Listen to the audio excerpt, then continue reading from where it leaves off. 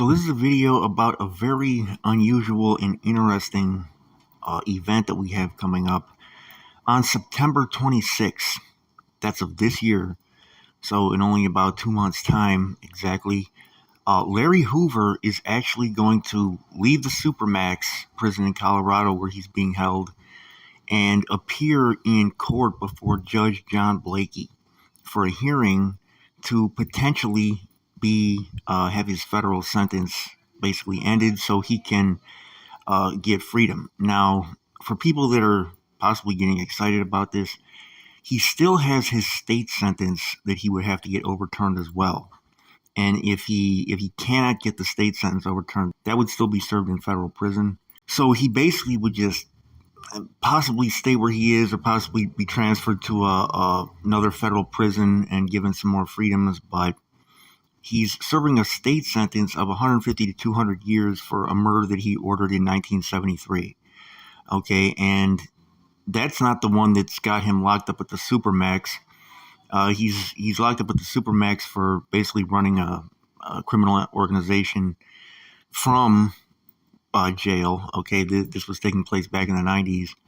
They had got him on wiretap, like talking about some business and stuff, and so he was sentenced to life for that. Now, he spends 23 hours a day. This is for everybody who's thinking about getting into the gang life. He spends 23 hours a day in a cell about the size of a parking space, a concrete cell. He gets one hour a day out of that cell. Okay, so that's his life. And it's been his life for the last, 2.5 decades. And could possibly be his life until he dies. He's 73 now. He has completely renounced the Gangster Disciples. For people who don't know, I'm assuming that most of the people watching this video know who Larry Hoover is, but for people who don't know, he was a guy actually, originally his family was from Mississippi, like a lot of black families that later settled in Chicago, and his family came up to Chicago from Mississippi, and he here actually had founded a gang. It was a little different than the Gangster Disciples. He was the head of a gang called the Supreme Gangsters. However, as time went by, he eventually became, and things kind of evolved in the streets. Gangs changed names, gangs changed alliances broke apart, but he eventually became the head of what are known as the Gangster Disciples. And that gang changed identities a few times, but in this day and age, it's known as the GDs, although today it's a lot different because it's all broken up. However, the GDs back in the 80s and 90s eventually became, it was probably like the principal gang in one of the two massive gang families that ran Chicago. Okay, I mean, we're not counting organized crime, that ran Chicago throughout the 80s and 90s, the people and the folks. Okay, when people, the folks, the main gang and the folks is the GDs, and the GDs kind of set the culture for the entire folks nation. Okay, so that was like an alliance of gangs that spanned all races. You had white gangs like the Simon City Royals, Latin gangs like the Maniac Latin Disciples, joining forces with Hoover and his guys in the folks nation, and then the people nation was their rivals. And it was like one massive gang war across the city, people gangs versus folks gangs. Gang alliances basically turned these little street sets into super gangs. So, I mean, Chicago, the bloodshed going on in the 90s was insane. And you had all races getting into it back then, too. Whites were killing each other like crazy back then, too. So it was, the 90s was crazy.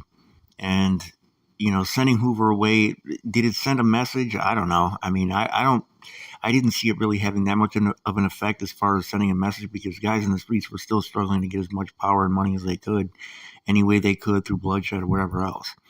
And that's continued to the present day. So every attempt that he's made, I think at least one, if not more than one attempt under the First Step Act to basically get released from prison in his older years by reason of mercy. The murder that he ordered was 50 years ago. Now, the drug business and the street tax stuff and the gang stuff that he was talking about in prison, that was not 50 years ago. That was only about 25 years ago. But still, he's old now. He said that he's completely renounced the GDs. He said that he at one point changed the organization to Growth and Development, but they were starting to get involved in some political activity. So Hoover's a very controversial figure. Law enforcement. A lot of people in law enforcement see him as like one of the most notorious criminals ever. A lot of people in the streets, especially in the black community in the streets, see him as like a larger than life icon figure, either positive or negative. I don't know, but he's a complex story, very complex story, man. He at one point said that he was trying to help the community out. But he's had no communication really with the outside world for 2+ decades now. So will this work, and will he eventually get released? Like I said, he still has that state sentence that he would have to fight for the murder. Okay, and he got 150 to 200 years for that. So that he would have to. I don't know exactly. I'm not a lawyer. I don't know what the process would be for trying to get that overturned so he could be released and not have to serve the rest of that. But personally, my personal opinion is I hope that they do release him at this point. In his old age, there's a certain age range where guys go crazy. Like we see a lot of the young shorties coming up, the sets that they form now in the streets, and they do this crazy, like, wild stuff. That ends up getting a lot of them like locked up on life sentences and stuff. But if you can get them past like their early 30s, okay, most of them, I mean, they have like a drastic change in mentality just from being older, from having kids and stuff. Their mentality like drastically changes, and they stop doing a lot of the crazy wild stuff that they were doing when they were younger. Now, not all. Some of them stay on that, but there's even guys doing crazy stuff in their old age. But that's much more rare than the wildness in the teen years and the early 20s. And like we say, guys in Chicago hop off the porch now. I mean, 9, 10. So, but hopefully he can get released. I do hope he gets released. And if he doesn't get released by this judge, I hope whoever the next president is, whether it's Trump or Kamala Harris, just pardons him, and Chief Malik. I think he should be pardoned too, because at this age, I think they could be more of a positive force than a negative.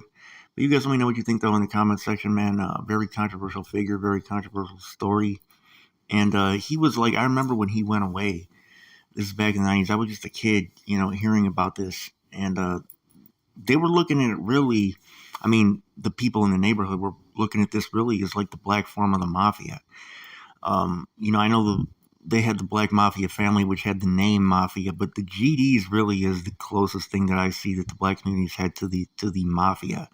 And Hoover said that he was a student of Al Capone, and that he, basically had modeled his organization after a company, a corporation, calling himself the chairman, and then having like a very structured. One thing that I do see that a lot of people that idolize him get wrong is that they say that sending him away was what took down the structure. People forget that people were already defecting from the organization before he went away. Like, this was happening all the way back in the 90s. Guys were going renegade. But yeah, guys were defecting. And I remember back then, like, the only reason why you would join one of these gangs, or the main reason why you would join, was so that you could make money hustling. Because, if you were just an independent dealer, you would have to pay the street tax to these gangs. It's like, if you can get a plug on your own and go around that, what's he doing to earn this money that I'm out here making on the street corner? So for drug dealers, it was like a no-brainer. Okay, go renegade, and you don't have to pay this guy who I don't even know and don't even see. But the GDs, they had a lasting impact on the culture of Chicago's streets. Overwhelmingly, the impact has been negative, and now that gang has splintered into so many different neighborhood sets that are at war with each other.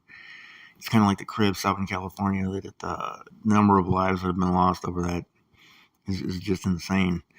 But at this point, I do think they should let him out. You guys let me know your opinions, though, in the comment section. This is your boy Chicago News. I'm out.